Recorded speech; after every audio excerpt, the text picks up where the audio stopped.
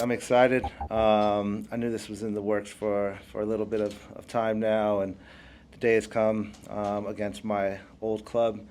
So nice of you guys to recognize that and make it on this day. Father's Day is tomorrow. My birthday's next week, so just a week of celebrations that's been really, really nice for my family and I to enjoy. Awesome. Caleb, you want to lead us off? Yeah. So now that your name will officially be, on this stadium forever, how does that feel to just be part of the Ring of Honor?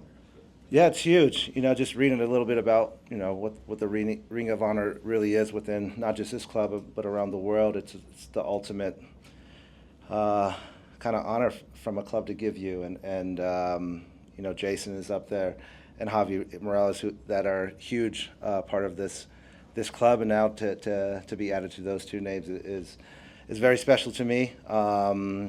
This club means so much to me, and it's not just a club. It's my home and has given me so much. So to be recognized in this way, in front of the fans, that means so much to me, is huge, and just so happy to be a part of it. It's been a few years since you stopped playing, but this year you had the Hall of Fame. Now you have this. What's it been like these last couple of months to just look back on your career? What memories have come to mind, and just what's that experience been like to kind of relive everything over again? It's been great. Seeing old highlights, old saves, old games that I was a part of.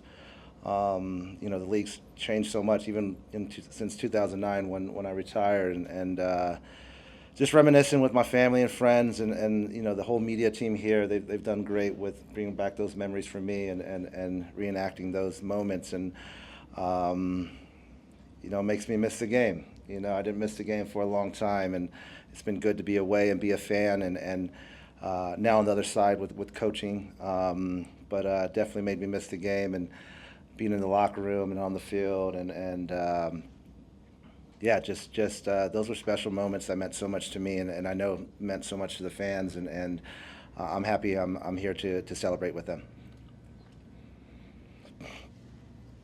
You touched on it a little bit right there, but going up on the fascia, I think that's the official name you're using, next to Jason and next to Javi. You played with those guys, coached under one of them, but just to be kind of compared to those guys in addition to your own accolades, does that mean maybe a little bit something more? Because I know sometimes it's hard to look back at your own, sort of what you did in your own career, but you saw what they did, you saw what Javi did, you saw what Jason did as well. I don't think there's any kind of comparisons. We're all our own kind of different people and players and coaches in our own right, and I think each of them are on that wall for a reason.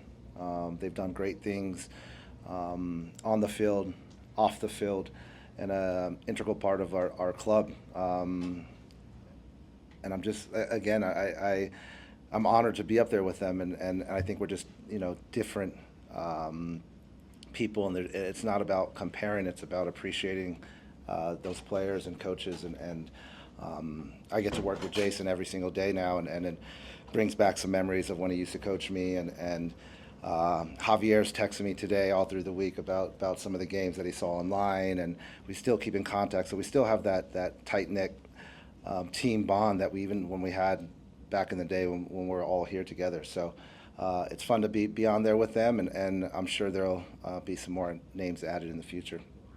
Did you ever think that a kid from Southern California who was, I think you were drafted by Miami in the league originally by the old Fusion, did you ever think that you would have a career in the state of Utah, the Salt Lake Valley, have a street named after you, in addition to all this stuff? No, I think I've answered this a couple of times. When you play the sport, I was a competitor. I love to compete. I love the team aspect of football, of soccer, and you don't play the game for the accolades. They soon start to add up when you play for so long, and you get recognized more and more. But never in my wildest dreams did I think I would be in Utah more than 2, 3, 4 years. And now I'm, been here 19 years now, and it just embodies, the people here, the city, the fans, the club, what they mean to me, and appreciate everything that they've given me. They've given me so much for me and my family, and street name, now this. it's just so cool. I never ever thought this would be, especially here in Utah. This was supposed to be a stop on the road, trying to get back to the West Coast, and now this is home. Congratulations, Nick. Storied career, Major League Soccer, national team as well, World Cup. Are there games that kind of stick with you? Like on the win side, you lifted the MLS Cup twice. On the loss side, as a fan, that Monterey game is the pinnacle of the soccer experience. But winning and losing are the games that you just kind of pop up in your memory? I think the memories that come up is the ones that I see, like this week and the saves. Obviously, the run to the final always is something that I'll remember forever and easy to kind of go back on. And but you just said it, the CONCACAF loss here in front of the fans in the final, that one still hurts. That one was tough. You know, we had the team, I think the best team in MLS, and we had a chance to really win something great here, and we failed. But you know, it's part of football. You know, you learn from those moments, and you kind of continue to grow. And I don't know, what year was that, Trey? 2011. 2011, yeah. And so 8 more years I played after that, and hopefully I learned something from that game. And it's funny, after your career, I do remember the losses more than the wins, because they sting a little bit more. Even the final against Kansas City, I thought we should have won that as well. But so many great memories too, not just the losses. You know, it goes beyond the pitch. The relationships I've made in the locker room, with coaches, with teammates, still keeping in touch with these guys. And I think sometimes we kind of get lost on what I've done on the field and players, but when they come through here, they become your family and they become so close to you. I cherish those moments as well. It's not just the ones that the wins and losses. You're a legend. I'm sure there's a lot of players that say, hey, I got to play with or against Nick Rimando. Are there players in your career that you say, hey, I got to play with or against, that you didn't think you would? Oh, man. I've never had that question. That's a good question. I mean, I just got to keep it with the people that I enjoyed playing with, and I was able to play with, like Kyle Beckerman, Javier Morales. These guys were my brothers. Robbie Finley. On the national team side, you know, Wando, Chris Wondolowski, Dempsey, Donovan, Tim Howard. These guys I still talk to. These guys I still keep in touch with, and you know, Carlos Bocanegra I played with in California, was on my club soccer team, and see where he was at, and captained the U.S. World Cup, I think 2 or 3 times, and finally getting to play with him on that team, it was really special.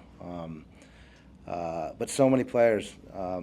I'm sure I'm missing a lot of them, but yeah, so many teammates. I can't name them all. Yeah. Hey Nick, congratulations. Just kind of going back to Scott Garlick retires and the opportunity opens up. Kind of take us through what that looked like on your side of things, if you don't mind. Yeah, I mean, I got traded here in 2006 for the 2007 season. Trey picked me up from the airport. I think we went on like a wild goose hunt by the mountains, and we got the address wrong somewhere. But contracts weren't signed, and the negotiations didn't go great. Scott Garlick was, I think, going to sign a contract, and then there was an opportunity for me to go to New York with Bruce Arena. When that happened, I went to New York. Bruce opened his arms to me, said, I want you. And for me, I didn't have a contract at the time. My wife was pregnant. I wanted to have a job. I wanted to play. I wanted to continue working, and that was an opportunity for me to do that.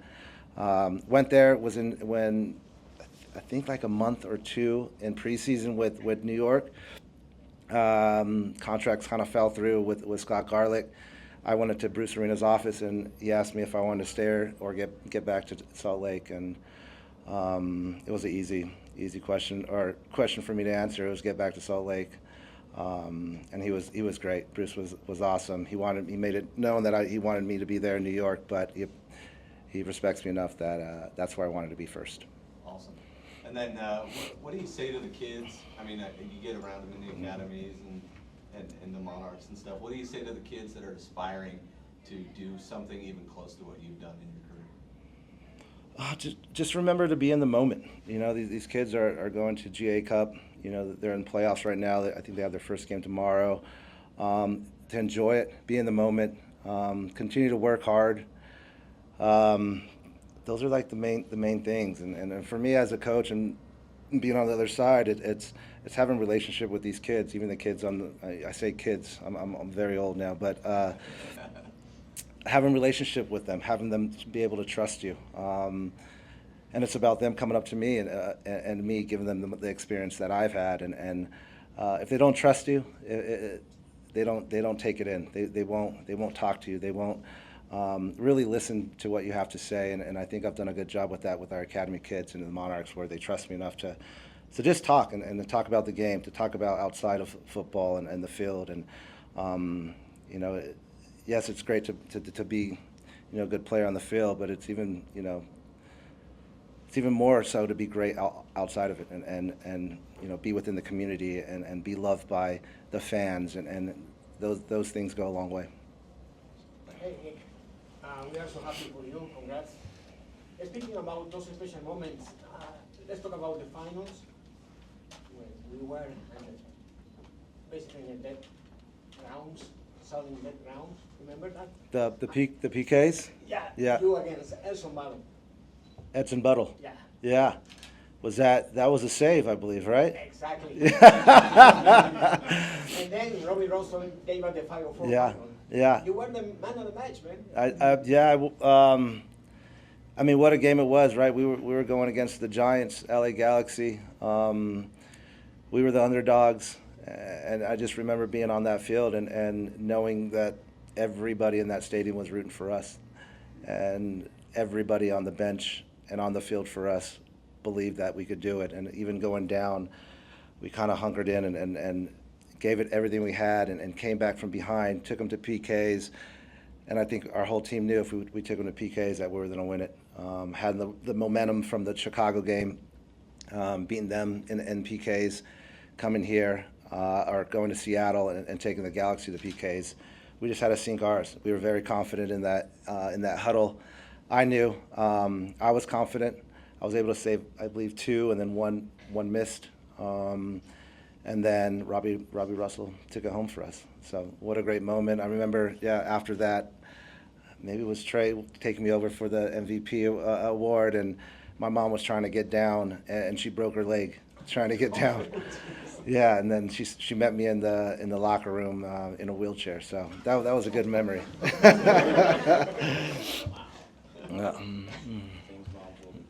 Nick, when you're talking to the kids, what age groups are you working with the academy? How old are they?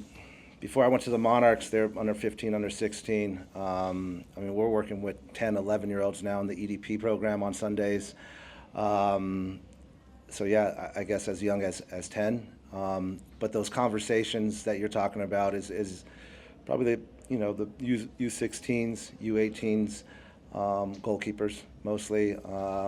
But now we're starting to get a lot of guys that are going to universities instead of signing pro deals, to UCLA especially, and so it's good to kind of get my arm around them and help them out a little bit. Those kids, a 16-year-old would have been born in 2009 when you were winning the MLS Cup. Do they get how good you were and the stuff that you went through? Yeah. Do you just look like another old guy who's a coach coming over talking to him? Yeah. How do you build that rapport? Because we all know what you did. We watched you do it, but they can't. No, yeah, I don't think they do. I think like the under 18s, they kind of know. They've been there. They've seen the highlights. Even this week, some new players that on the Monarchs that are older are like, man, I didn't know you were that quick. I got a little bit slower, on the field and coaching, but I think Real does a pretty good job of making their old players kind of recognizable and through social media or whatever it may be. And this week, just talking on this week, there's been a lot of highlights and a lot of kids were able to see those, and it's good for them to see that I was able to do it once before and maybe get a little bit more respect. But we have great kids at the academy and the Monarchs, and no, it's fun to be a part. I'm sure that you you know, you work with the kids on the physical part of the game, and that's important, and they probably trust you on that. But the mental side of it, because you've touched on it in some of these answers. You know, you had one club fold, you know, in Miami. You were in DC for a while. There were good times and bad times there. You left Utah and came back. It wasn't always easy. You were 5'9". We labeled you too short, and you powered through it to get, you know, to this moment. But can you convey that accurately to 15 and 20-year-olds? Yeah. Just recently, the last couple of years, you know, we have a lot of great goalkeepers coming through the academy now into the Monarchs, you know, trying to get that contract. And, you know, one day they're playing, one day they're out of favor. Sitting down with them in the rooms and just talking about to keep going. And just because you're not playing doesn't mean your road is ending, and to keep moving. And there's a huge mental side of it, because everybody sees all these other academies now signing these goalkeepers or kids, and if they're not getting signed, they think something's going on or something's wrong. It's just every kid has their own path, and that's what I try to tell them is listen, just stay on the road. Your time will come. Keep your head down. Be a good teammate. Be a good teammate. It goes a long way. You know, all these kids are superstars that are coming into our academy. They're the big dogs when they're at their small clubs. Then they come to us.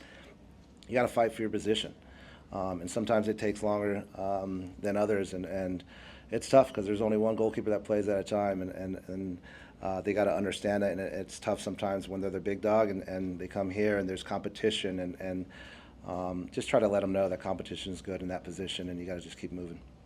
When you were in Miami, Kyle Beckerman was there. Garth Lagerwey, former GM, was there. Jeff Jeff Gassar. Gassar was there. Pablo Mastroni was there. There were so many guys. Brian Cantler was there. So many guys who came to Utah. You guys ever talk about what a crazy combination is? So many people in Miami ended up in Utah. Yeah, no, never had that conversation. Now that you're saying it, I mean, I knew a lot of those players before, but never kind of thought about them coming from Miami and you know, at a certain time in their careers. That team was special down there. It was fun. I think you guys all know Ray Hudson. He was a crack to play for, and I don't have an answer on why we came here or what we came here for. It was just, for me, my journey was meant to be here, and I'm happy I came.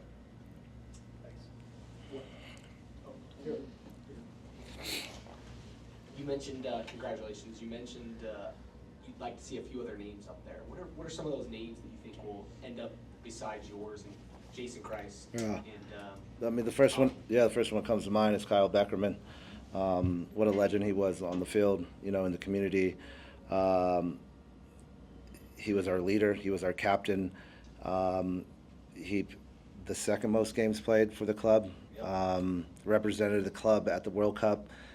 There's no other person I think that deserves it more than him.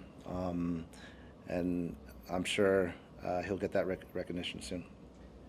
a final question for your kids and for your family. They were such a part of what happened. We were all used to seeing your kids run on the field. What does this mean for them? Yeah, no, it's huge. They're all bringing some friends tonight, and I was just joking with them that I kind of want to reenact my son jumping over that fence with his little Cars backpack, rolling it on the field, and he denied me on that. But I think, you know, I was dad back then, and now they're kind of seeing and realizing, you know, I was also this soccer player. That did something on the field and in the community, and are getting these you know, awards now and recognition. Sometimes I'm cool dad, and sometimes I'm just dad, and I think now they're starting to realize, and their friends are starting to realize that who I was for this club and what I've done, and really special to have them here tonight and have them you know, taken in as well. Hey, Coach. How does it feel when you walk around, like tonight when I was walking in and I lost track? I was trying to count the number of Rimando jerseys and I lost track of the number. How does it feel when you walk around and you see everybody still wearing your kits, still wearing your scarves? Yeah, it's great. I mean, even when I was, you know, just retired and there's that COVID year, and then you know, I was in the stands, you know, in the suites and just looking down and still seeing them, and just driving in today, there's people walking in with Rimando jerseys on, and Yeah, I mean, it's special because, you know, it means something to the fans, you know, and I think I did my part where fans are still asking for my autograph or still wearing my jerseys. And I remember, you know, when I just turned pro, some of the best advice was, when you're a pro, yes, you're this person who's famous on the field, on TV. People are going to ask for your autograph, and if you have people that don't want your autograph, there's something that's wrong. And so I was always trying to make it a point to make time for the fans, make time for the kids. Obviously, do the job on the field, but you want to be approachable. And I think our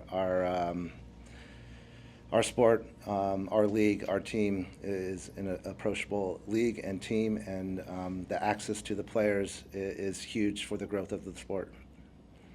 And then one last one for me. When you think about legacy, not just for yourself, but for the club, is there, if you were in charge of one RSL tradition or value that you never want to see separated from this club, what would that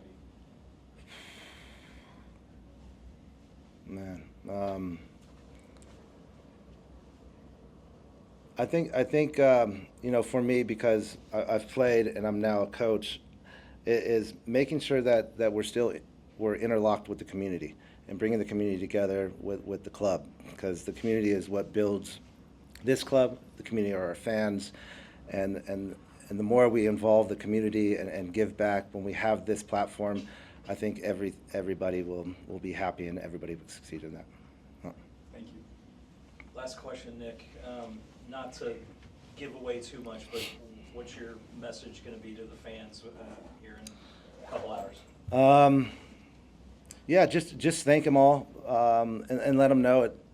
You know, this is not that name up there is mine, but it represents all of us, because I could have done it with all of them, my teammates, my coaching staff, even to the ticketing, the game day experience, the media, the creative team. It doesn't work with just one player. It's a group of players, and just thanking everybody for this accomplishment, but also letting them know that it's not just mine, it's theirs as well.